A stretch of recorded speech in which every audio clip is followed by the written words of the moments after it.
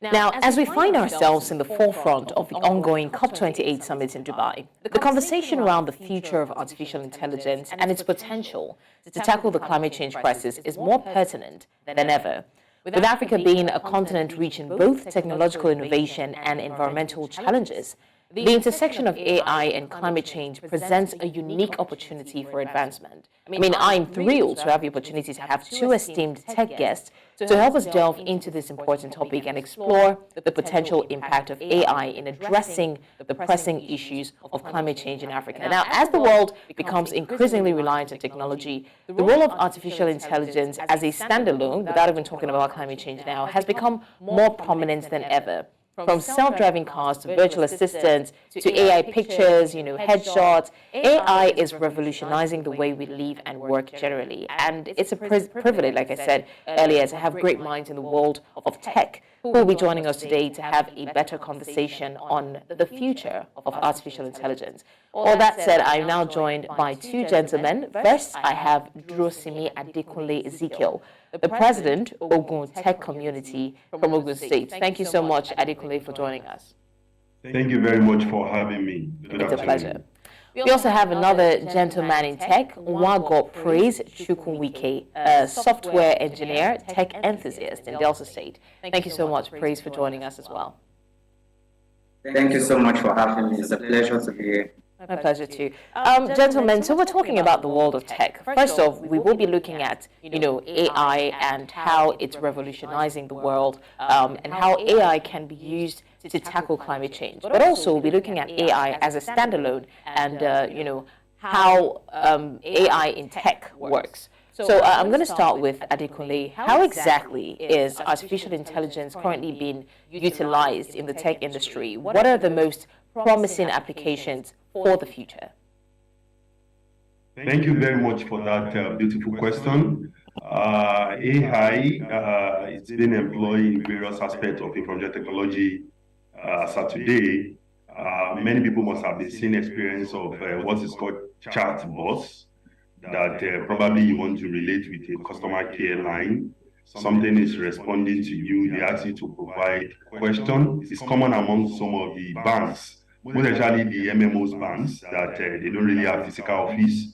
When you have an issue and you are relating, you are chatting, you are, telling them probably you have a lot of transactions and you're having one issue or the other. Something is responding to you as if there is human. That's the concept behind artificial intelligence, and that's what we refer to as chatbots. We are making use of this in some of those sectors we find in the world today. What about the area of health tech? Now that we have seen a lot of medical doctors leaving the country, we are seeing making use of artificial intelligence is most of the diagnostics when it comes to also predictive about a particular disease. So these are some of the areas we are making use of this artificial intelligence, and it's something very important for most of the IT experts, in which we are all delving into, and we are applying this in all our day-to-day activities in most of the the services that we are being rendering today. All right. Also, Praise, when it comes to artificial intelligence, we see that the world generally is trying to catch up with it. And in Africa, in recent times, we've seen, where school children are involved in building robots, like the clip that has been showing on the screen. I don't know if you can have that again. You see some school children building robots and, basically constructing things, developing things, especially with the use of AI. So seeing all of that, can we say that Africa is now being more invested in AI and, focusing more on that aspect to help the continent grow as a whole? All right. Thank you very much for that question. I think AI is something that has come to stay. It's not something we can shy away from. And it's not surprising to me that even school children are beginning to build stuff around the technology AI. You see, this will help us begin to bring in technology even at the grassroots level. So if a child that is in SS1, for instance, can put together a simple software using the AI technology, we can see that we are beginning to build young talents even from their young age. I would like to say that this particular artificial intelligence has come to stay, and its application is beyond our imagination. So the more we progress in the journey of this artificial intelligence, the more we discover wider range. For example, we have artificial intelligence even in education. You see that we can have applications that are gamified to help improve learning experience for our kids even in high school. You see that there's no limit to these things, and it's something that even within the African space, we should begin to employ and begin to deploy them as fast as possible. I can see from the video some of them building robots, cars, and the rest of them. And I think it's something that has come to stay. Thank you very much. Exactly. Thank you so much. Now, we do understand that even though AI has its perks, there are things that so many people are scared of, some of the potential implications. So, Adekunle, I'm going to ask you this. What would you say are the potential ethical implications or fears of AI, and how can we ensure that as artificial intelligence evolves and as, countries and continents try to catch up with it, we're still within, our moral, we're using it responsibly, we're not going over and beyond, to do things that shouldn't be done with artificial intelligence? Okay, thank you very much. You see, there are a lot of biasment, there are a lot of misconception, a lot of things people have been, scared about what AI can actually do. In fact, looking at a lot of AI tools, ChatGPT, Bard, Gen AI, many of the AI tools, Perplexity.ai, that people have actually deployed today. In fact, some people have look at it that why do I still need personal assistants when I have a lot of AI tools that can actually remind me of many things, content creators, this and that. But whether we like it or not, AI has actually come to stay. We cannot do anything to stop that. So what's required of individuals is to actually upskill, improve better. Do you understand? Like we know fundamentally from secondary school days when we are talking about computer, most of the teachers emphasize that one of the greatest disadvantages of computer is people losing job. Do you understand? So we experience that now with the influx of this artificial intelligence, and it's going to create a lot of jobs. So that's why the attention, what people have that when AI comes, it's going to take away of jobs. It's going to, control a lot of things. It gives people access to some information they are not supposed to know. Then there's nothing you can do to that. That has actually come, and it now depends on the individual. How are you, make use of these tools? What are you doing? Because we are going to the level in that video being shown. We'll be looking forward to the time where you have a robot like that reading news, anchoring such events like this. You understand? So there's nothing you can do to it. A lot of innovations, new ideas. We are going to the length where we cannot do anything to it. So we have to just continue to align with what the technology is bringing to our table, and we just need to upskill. I think that's the major thing. But a lot of people have so many, misconception that this is what the artificial intelligence is going to do. What we are seeing on the screen, talking about that drone, look at what people have actually used to do in terms of climate change, get information about so many things, do a lot of predictive. So AI has come to stay. We cannot do anything to replace it. What we need to do is to, step it up.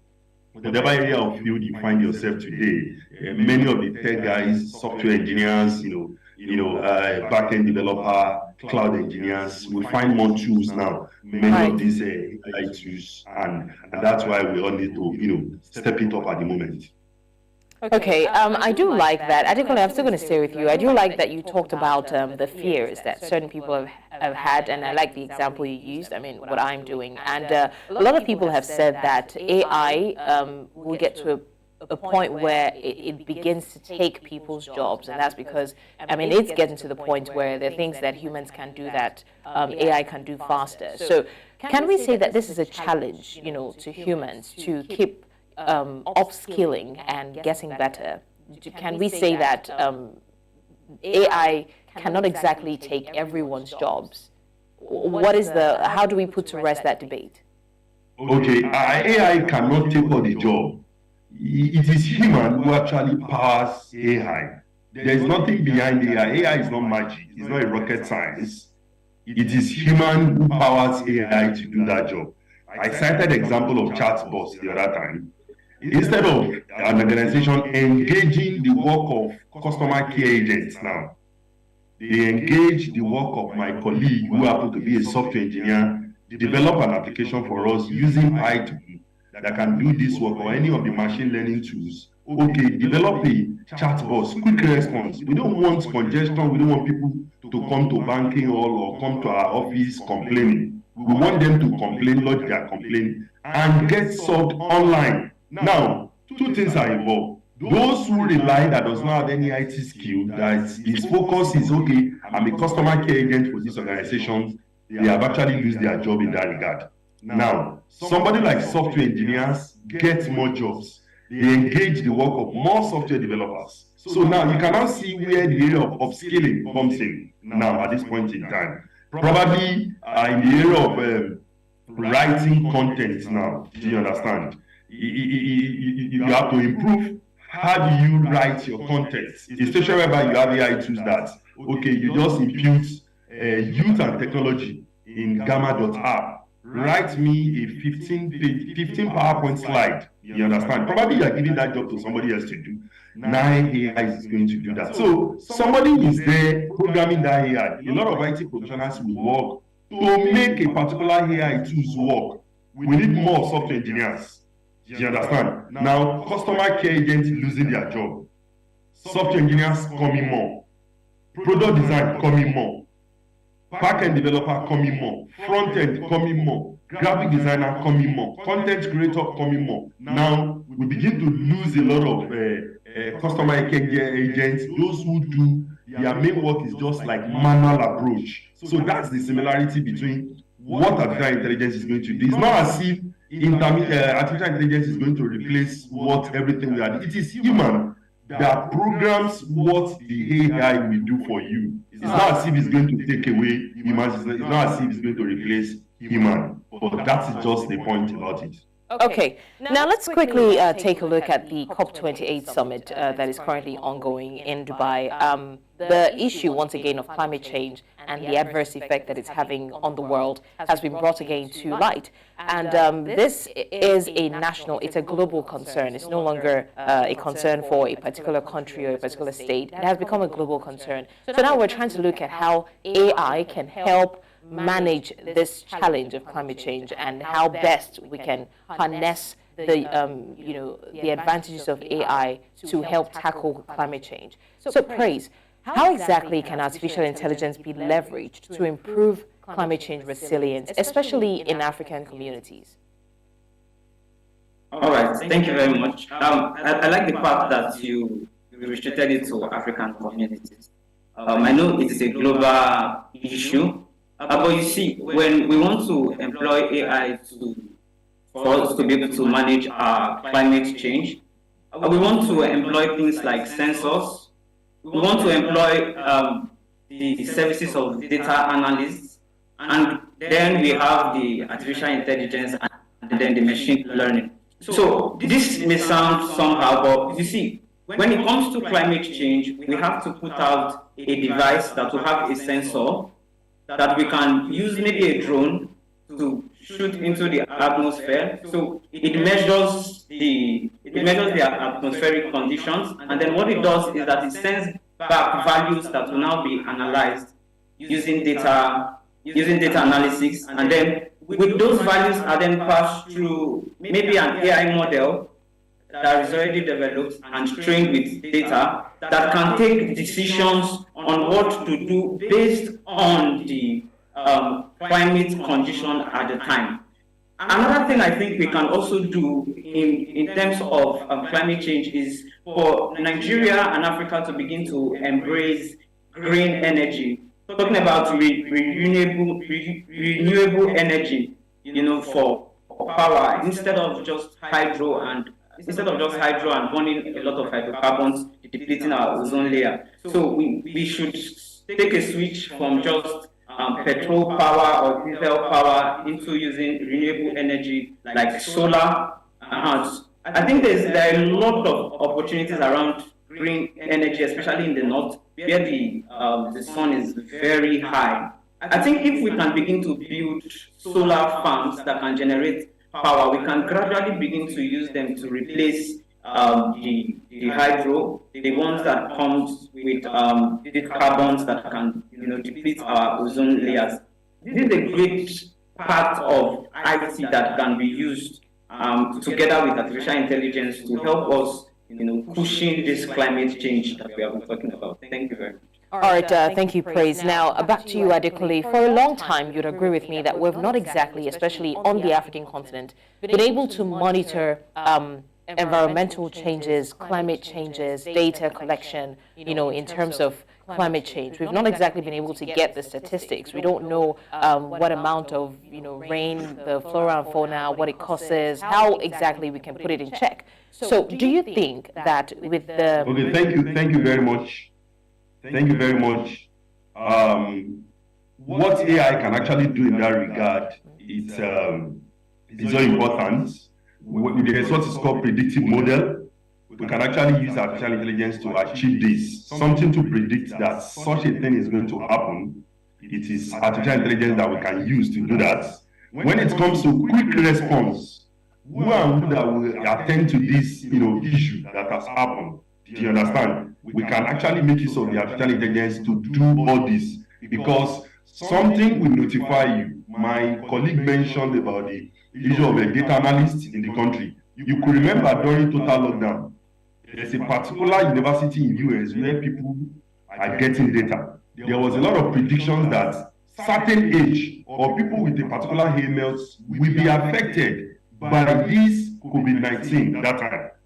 John Hopkins was releasing a lot of data that, okay, in US, so these are the people that will be affected by this. Now, talking about this, what artificial intelligence can do when it comes to prediction, somebody that wants to do agricultural, when it comes to planting, you want to actually use the artificial intelligence to predict whether it's going to be raining tomorrow. Somebody, a farmer wants to, plant maize tomorrow, needs to know whether it's going to be raining tomorrow or the next day. What we can be using when it comes to, watering what you have actually planted. People make use of drones. These are the concepts behind artificial intelligence. You want to know, probably you need to have a lot of, water at that particular point in time. These are the AI tools that can actually use to predict that it's going to be raining, there won't be raining. This is what we can do. So using artificial intelligence, really help when it comes to a lot of climate change in Nigeria. And it's going to help us a lot when we employ some of these tools. Thank you so much for that, Adekunle.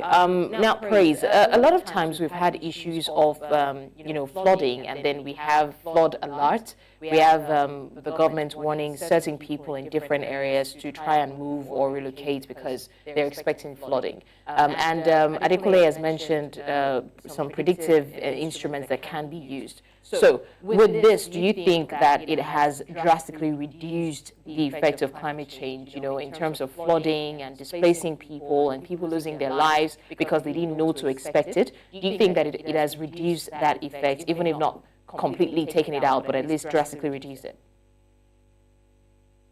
All right. I think part of the issues that we have in this side of the world is always implementation. It's not like as if there are no solutions. Like the predictive model my colleague here talked about, to predict if there's going to be flood in this side of the country at a particular time. So I think generally that having that data and having such artificial intelligence model in place can help us to reduce the effect of climate change in certain areas like that, like the flood that you talked about.